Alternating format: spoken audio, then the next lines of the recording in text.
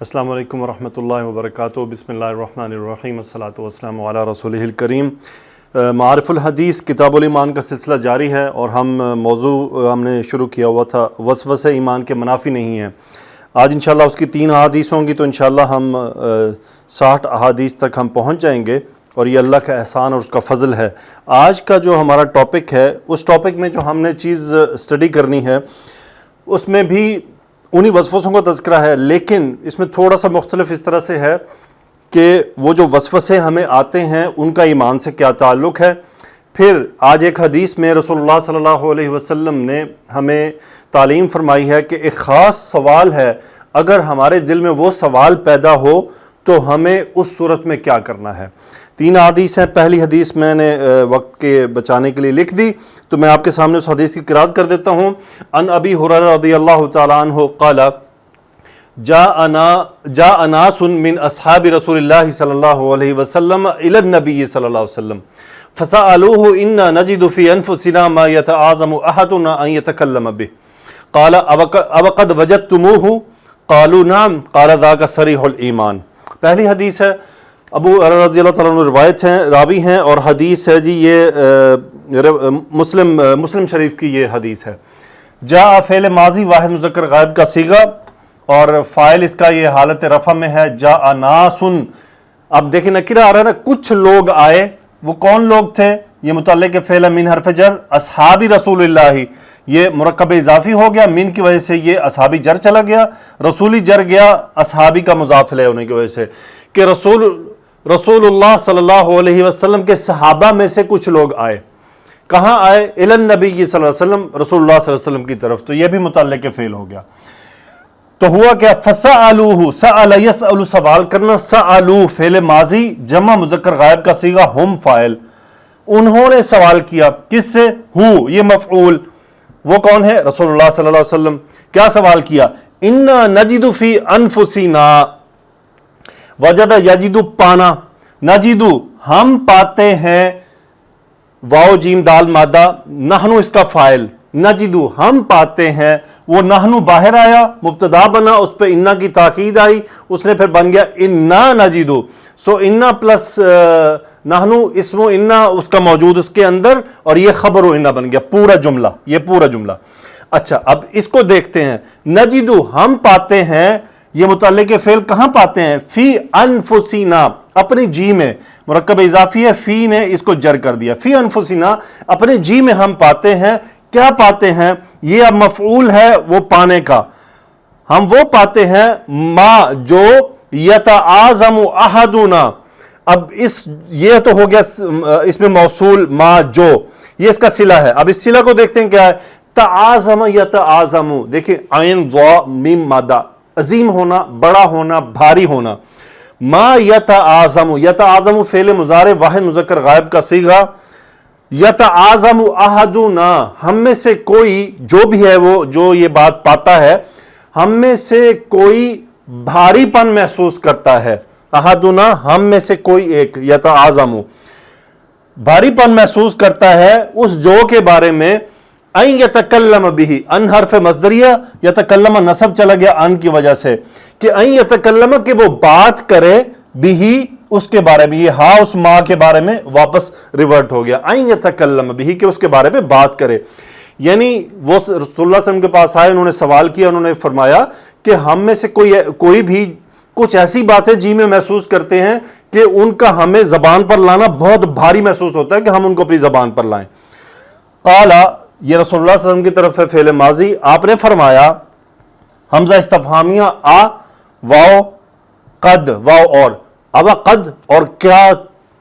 وجدتم، یہ تھا کیا؟ وجدتم تھا، وجد یجد پانا، وجدتم، انتم اس کا فاعل، فعل ماضی جمع مذکر حاضر کا صیغہ۔ اب قد وجدتم، کیا تم پاتے ہو؟ اب یہ ہو مفعول ہے اور یہ ماں کی طرف واپس جا رہا ہے، کیا تم اسے پاتے ہو؟ یعنی وہ جو جی میں ان کی باتیں آ رہی ہیں جس کو وہ بیان نہیں کرنا چاہتے، اب قد وجدتموہ، یہ پھر واو ملایا جاتا ہے، اگر آگے ضمیر آ رہی ہو مفعول تو پھر یہ قاعدہ ہے فعل ماضی میں جمع مذکر مخاطب کے صیغے میں کہ میم کے ساتھ واو ملا دی جاتی ہے۔ اب قد وجدتموہ، کیا تم اسے پاتے ہو؟ قالوا، صحابہ نے جواب دیا، ہم فاعل، انہوں نے فرمایا نعم جی، قال صلی اللہ علیہ وسلم فرمایا ذاک مبتدا یہ خبر پورا مقولہ، ذاک صریح الایمان یہ تو خالص ایمان ہے، یعنی یہ ایمان کی کیفیت میں سے ہے کہ ہمارے دل میں ایسی باتیں آنا جو شریعت کے خلاف وساوس ہوں، لیکن ہم ان کو جھٹک دیں اور ہم بہت برا محسوس کریں کہ یہ ہمارے اندر کیوں آ رہی ہیں، یعنی ہم ان کو محسوس کر کے اتنا تنگ ہو کہ ہم یہ نہیں آنی چاہیے، ہم ان خیالات کو نہیں لانا چاہتے، تو یہ ہمارے ایمان کے خالص ہونے کی علامت ہے۔ اگلی حدیث میں آپ کے ساتھ شیئر کرتا ہوں۔ اگلی حدیث مبارکہ ہے ان ابی ہریرہ رضی اللہ تعالیٰ عنہ قال قال رسول اللہ صلی اللہ علیہ وسلم یأتی الشیطان احدکم فیقول من خلق کذا من خلق کذا حتی یقول من خلق ربک فاذا بلغہ فلیستعذ باللہ ولینتہی، رواہ البخاری و مسلم۔ جی تو حدیث میں نے لکھ لی ہے، اب میں آپ کے سامنے اس کو بیان کرتا ہوں۔ یاتی اتا یاتی آنا، یاتی فعل مضارع واحد مذکر غائب کا صیغہ، یاتی وہ آتا ہے یا وہ آئے گا، یاتی الشیطان یہ فاعل، یاتی الشیطان شیطان آتا ہے، احدکم یعنی احدکم تم میں سے کسی ایک کے پاس، احد ان کا مطلب ہوتا ہے کوئی ایک، ون آف یو آل، یاتی الشیطان احدکم فیقول پس وہ کہتا ہے، قال یقول وہ کہتا ہے، من خلق کذا، کذا کا مطلب ہوتا ہے فلان یا فلاں چیز، من استفہامیہ کس نے، خلق پیدا کیا، کذا کس نے فلاں کو پیدا کیا، پھر وہ کہتا ہے من خلق کذا کس نے فلاں کو پیدا کیا، یعنی کس نے یہ پیدا کیا، کس نے، وہ اس طرح کے سوالات ہمارے دلوں میں ہمارے ذہن میں پھینکتا ہے۔ پھر کیا ہوتا ہے، وہ یہاں تک لے آتا ہے بات کو، حتی یقولا، قال یقولو، یقولا حتی کی وجہ سے نصب ہو گیا، حتی یقولا یہاں تک کہ وہ کہتا ہے من خلق ربک، من کس نے پیدا کیا، من خلق مبتدا یہ خبر، من خلق ربک تیرے رب کو کس نے پیدا کیا، پس اذا شرطیہ جب بالغہ بالغ پہنچنا، بالغ یبلغ پہنچنا، بالغ میں جو فاعل ہے وہ ہوا اور وہ ہے شیطان، ہو یہ مفعول ہے، یہ مفعول کیا ہے اس بات تک، من خلق ربک یہ ہو یہ ہے، فَإِذَا بَلَغَهُ جب وہ اس بات پر پہنچے تو جواب شرط ہے تاکید کے ساتھ، لام امر ہے، اس نے کیا کیا، استعاذ یستعیذ، یستعذ یستعذ، استعاذ یستعیذ یستعذ یہ ہے پناہ چاہنا، مانگنا، باب استفعال میں سے، ہوا اس کا فاعل، یہ کون ہے جس کے پاس خیالات آ رہے ہیں، فَلْيَسْتَعِذْ اسے چاہیے کہ وہ پناہ مانگے اللہ سے، باللہ جس سے پناہ مانگی جاتی ہے، واو عطف لام امر کا، اور کیا، انتہا ینتہا منع ہو جانا، رک جانا، وَلْيَنْتَہِ اور اسے چاہیے کہ وہ رک جائے، انتہا ینتہا یہ باب افتعال میں سے آتا ہے، اور اسے چاہیے کہ وہ رک جائے۔ اس کے بارے میں یہ شیخ صاحب اس کی تشریح میں مختصر لکھتے ہیں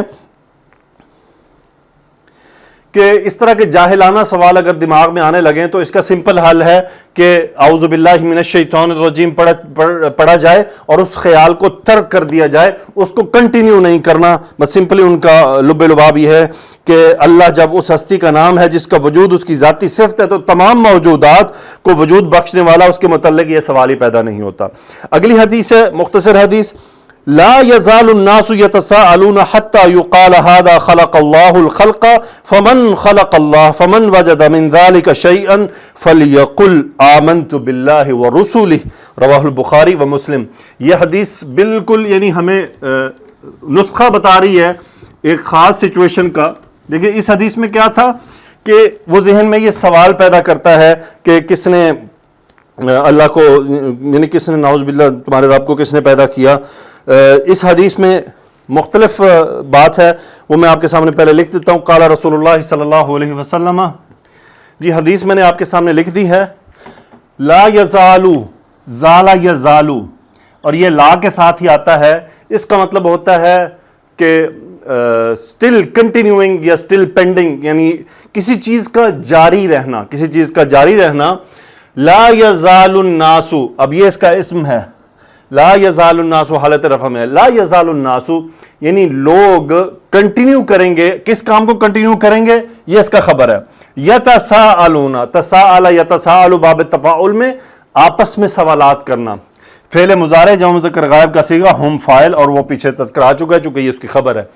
لا یزال الناس یتساءلون، لوگ آپس میں سوال کو کرنا، آپس میں سوالات جاری رکھیں گے یہاں تک کہ حتیٰ یقالا، یہ کالا یقولو وہ کہتا ہے، یہ معروف فعل مضارع اور اس کا مجہول بنے گا یقالو. تو یہ یقالو سے نصب کیوں ہے؟ حتیٰ کی وجہ سے. یہاں تک کہ یقالو ھذا، یہ اس کا نائب الفاعل ہے. حتیٰ یقالو ھذا، یہاں تک کہ یہ کہا جائے گا. یعنی لوگ آپس میں دین کے بارے میں سوالات کیا کریں گے حتیٰ کہ بات یہاں تک پہنچ جائے گی، یہ بات کہی جائے گی خلق اللہ الخلق. خلق فعل ماضی، اللہ اسم الجلالہ فاعل، خلق یہ مفعول. خلق اللہ الخلق، اللہ نے مخلوق کو پیدا کیا.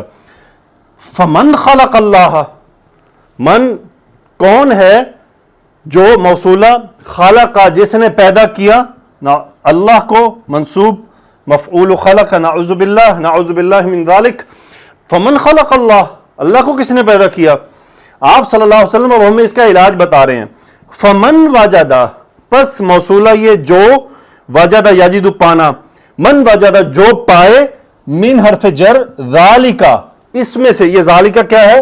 یہ کوشچن، جو یہ کوشچن اپنے ذہن میں پائے، من ذالکا شیئن، یعنی اس میں سے کچھ بھی وہ اپنے ذہن میں پائے، فلیقل، اسے چاہیے کہ وہ کہے. لام امر یہ جواب شرط ہے. قال یقولو، یقولو تھا، یقولو میں لام امر آیا، اس نے آخری کو جزم کیا، دو جزم، واو ہٹ گیا، یقول بچ گیا. فلیقل، اسے چاہیے کہ وہ کہے، کیا کہے؟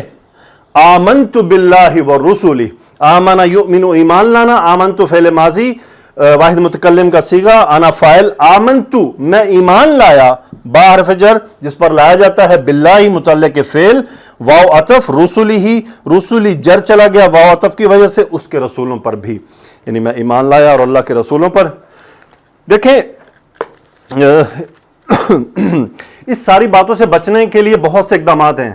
ایک تو یہ کہ رسول اللہ صلی اللہ علیہ وسلم نے یہ ہمیں فائنل بتا دیا کہ اگر ہمارے ذہن میں اس قسم کے شیطانی وساوس آئیں تو ہمیں آمنت باللہ ورسلہ کہہ دینا ہے. دوسری چیز، ایسا لٹریچر، ایسے لوگ، ایسے دوست، ایسی محفلیں ان میں مت بیٹھیں، ان کو مت سنیں جو اس قسم کے سوالات پیدا کر سکتے ہیں. وہ شیطان کے ساتھی ہیں. کئی لوگ ان باتوں پر ڈسکس کرتے ہیں، ان میں سے بہت سے جیسے یہ غامدی جیسے لوگ ہیں، پھر اس کے بعد پرویز ہود بھائی جیسے لوگ ہیں، یہ وہ فضول لوگ ہیں جو اس قسم کے سوالات اور اس قسم کی باتیں پیدا کرتے ہیں جو دین کے بارے میں منفی وسوسے پیدا ہوتے ہیں، دل میں عجیب خیالات آتے ہیں. ہمیں سب سے پہلے اپنے آپ کو ایسے لٹریچر سے دور رکھنا ہے، ایسے لوگوں سے دور رکھنا ہے. دیکھیں اگر یا تو آپ کا اور میرا ایمان اتنا قوی ہو کہ ہم ان کی باتوں کو سنیں اس لیے کہ ہم ان کے انالیسس کرنا چاہتے ہیں یا ان کے جوابات تیار کرنا چاہتے ہیں، تو اللہ تعالیٰ سے یعنی اللہ کی پناہ میں آتے ہوئے، ان کے شر سے بچتے ہوئے اس کوشش کو جاری رکھنی ہے. شیطان اس قسم کا کھیل ہمارے ساتھ کھیلتا ہے، کھیلتا رہے گا، موت تک کھیلتا رہے گا. جواب ایک ہی ہے، آمنت باللہ ورسلہ. ہمارا جتنا علم ہے ہم اللہ پہ ایمان لاتے ہیں، ہم اللہ اور اللہ کے رسولوں پر ایمان لاتے ہیں، ہم لا چکے ہیں. اللہ تعالیٰ سے دعا ہے کہ اللہ اس کام کو جاری رکھنے کی توفیق عطا فرمائے. انشاءاللہ نیکسٹ لیکچر جو ہے وہ ہم نیکسٹ چیپٹر میں داخل ہو جائیں گے، اور وہ ہوگا ایمان کا خلاصہ کیا ہے. ایمان کا خلاصہ میں صرف دو ہی احادیث ہیں، وہ انشاءاللہ ہم نیکسٹ لیکچر میں مکمل کر لیں گے. اس کے بعد انتہائی مشکل ٹاپک آنے والا ہے جس پہ بات کرتے ہوئے مجھے اس کو دوستوں کے ساتھ تذکرہ کرتے ہوئے مجھے بہت مشکل پیش آتی ہے، کیونکہ میں ذاتی طور پر اس ٹاپک کا تذکرہ کرنا نہیں چاہتا. میں کوشش کروں گا کہ اس کو آپ کے ساتھ شیئر کروں جیسا کہ منظور نعمانی صاحب نے شیئر کیا، اور وہ ہے تقدیر کے معاملات، تقدیر کے متعلق جو احادیث ہیں. انشاءاللہ آپ کے سامنے ان کا میں تذکرہ کروں گا. اللہ تعالیٰ سے دعا ہے کہ اللہ تعالیٰ مجھے بھی سمجھنے کی توفیق عطا فرمائے اور میں آپ کو سمجھا بھی سکوں، اور اللہ سے دعا ہے کہ مجھے توفیق عطا فرمائے. اور دوسری چیز، انشاءاللہ ان لیکچرز کو میں ایم سی کیوز میں چینج کروں گا. میں کوشش کروں گا، میں اس پر کام کر رہا ہوں کہ میں کچھ ایم سی کیوز کا سلسلہ بھی شروع کروں جو میں اپنی ویڈیو کو ڈسکرپشن میں دوں، کہ جو لیکچر دیا جاتا ہے اس کے متعلق چند سوالات ہوں گے. آپ نے کچھ لکھنا نہیں، صرف کلک کرنا ہوگا، اور جو آپ نے ویڈیو میں سنا ہوگا اس کے بارے میں سوالات ہوں گے. 5 بھی ہو سکتے ہیں، 4 بھی، 3 بھی، 2 بھی، 10 بھی. میں کوشش کروں گا قرآن کے لیے بھی یہ سلسلہ ہو، حدیث کے لیے بھی یہ سلسلہ ہو، اور انشاءاللہ میری جو سیرت النبی صلی اللہ علیہ وسلم کے باقی لیکچر لیتے رہتے ہیں ان کے لیے بھی، آگے آنے والے پروجیکٹس میں بھی انشاءاللہ میں اس چیز کو شامل کروں گا۔ اللہ سے دعا ہے کہ اللہ یہ عمل قبول فرما لے اور مجھے اخلاص عطا فرمائے، اور ہم سب کو اخلاص عطا فرمائے، اور مجھے اپنی بارگاہ میں قبول فرما لے، اور اس کام کو میرے لیے صدقہ جاریہ بنا دے، اور اللہ تعالیٰ سے دعا ہے کہ اللہ میرے تمام گناہوں کو معاف فرما دے، ہم سب کو معاف فرما دے۔ سبحانک اللہم و بحمدک، اشہد ان لا الہ الا انت، استغفرک و اتوب الیک۔ اللہم صلی علی سیدنا و مولانا محمد و علی آلہ وصحبہ وبارک وسلم، آمین یا رب العالمین۔